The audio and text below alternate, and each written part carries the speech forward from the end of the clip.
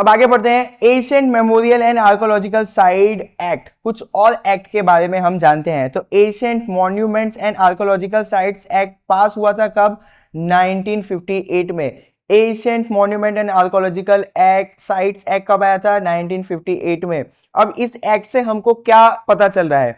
It protect art, religious place, historical memorials and archaeological sites. ये जो act है 1958 में आया, कौन सा एक्ट है? The ancient monument and archaeological site act. इससे क्या क्या चीजें प्रोटेक्ट हो रही है? Art, religious place, historical memorials and archaeological sites.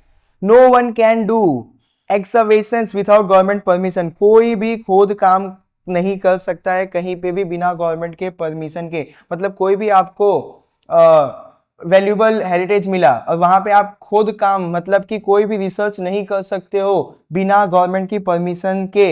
ये कौन से एक्ट से हमको पता चला? जो भी एक्ट 1958 में आया, उस एक्ट का नाम क्या था? The ancient monument and archaeological site act. बिना गवर्नमेंट को इन्फॉर्म किए आप किसी भी आर्कोलॉजिकल साइट्स में या किसी भी मॉन्यूमेंट्स के ऊपर रिसर्च नहीं कर सकते हो।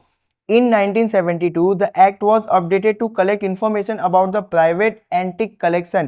1972 में हमारा ये जो एक्ट था 1958 वाला, इसके अंदर कुछ अपडेशंस आए। क्या अपडेशंस आए? कि कोई भी इंसान कोई भी एंटिक चीज कलेक्ट कर रहा है तो उसकी इंफॉर्मेशन आपको गवर्नमेंट को देनी पड़ेगी।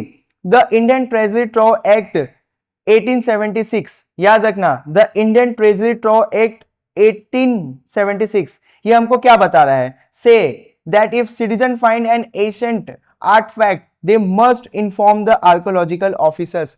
अगर किसी को भी कोई भी एशियंट चीज मिल रही है, मान लो किसी भी चीज की मूर्ति मिल गई, भगवान की मूर्ति मिल गई, जानवर की मूर्ति मिल गई, वो बहुत ही पुरानी मूर्ति है, तो आपको जाके आर्कोलॉजिकल ऑफिसर्स को, मतलब कि गवर्नमेंट को इन्फॉर्म करना होगा कि हमको ये पुरानी चीज यहां से मिली है। किस एक्ट के तहत ये चीज करना पड़ रहा है? The Indian treasure trove act 1876।